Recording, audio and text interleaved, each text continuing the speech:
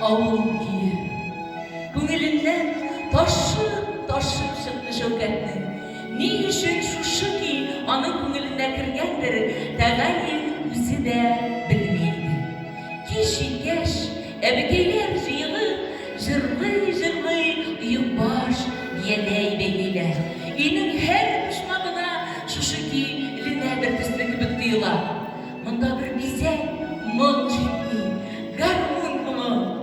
Бірәрсі шында гармонда ойнап жіберсейді ол Шәүкәт өз ғұмырына гармонда ойнап өздері жырлаған егетлерге қызығып яшады.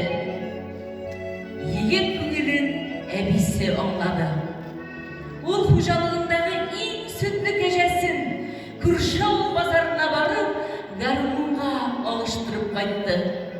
Үйреніп кіне болмай бет. Гармонлар ойнай білсем, сізін жырлатыр едім. Еш шақтағы күйміңларны қабат ойнатыр едім. Егітлер, әйдәгіз гармонда ойнарға үйренеміз. Әнеге үйренмеске гармоныңлығына беріп тұр. Түнгі сағат 12-ден соң мұншала үйренелер индағы дейді. Нәқ сөйлешкенше, қараңғы түшкеш, Шәүкәт өзінің гармонын қолтық астына қыстырып, Ибрайым мұншасына юл тұтты. Ишікті ашып, әсқар деп үндәшті. Қазір келіп жібердер деп, жылы мұншаның дәукәсіне өкіліп отырды. Шулша оның аяқларынан ендейдір пар келіп бәрілді. Ұзақта өтмеді. Табан астын кімдір yo'lab oldi. Şevket bir melge qotib qaldi. Nishig etsaydi, garmonning qo'ldan aktirib, muncha eshigidan chiqib yurganin sezmay qoldi. Uyga qaytib jetgach, yorg'an ostidan kirib yotqachda bek uzoq yig'lay olmay yotdi.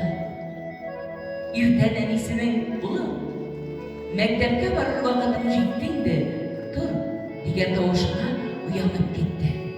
Tez-tezgina jiyildi da maktabga ketdi. Maktabga kelib kirgach, do'sti yanına keldi. Qaradi do'stim, siz ishlab Ibrohim ko'chasiga ketmadingiz-ku, dedi. O'pkalamaydi do'stim. Yuqlab ketganimda ankayim uyatirga qizg'angan. Ashulama burib dedi. Amin bek so'zimda turdi. Bardim.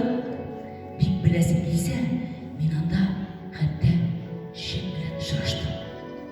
U mening oyog'imdan yig'lab oldi, dedi. Yo'qni söylamayin deb kishi ishondirsin. Sen narsa, qarani men seni aytirganim qamın. Gündüzün onun munchasi yanında buzoq yuriydi, sho'ng'ga turdi. Yigitlar ishning narsada ekanman, sho'rtlab kulib jiberdilar. Ey do'stim, bugun mening ankayim munchayaga, bizning munchada yuradiz, yaraymi dedi.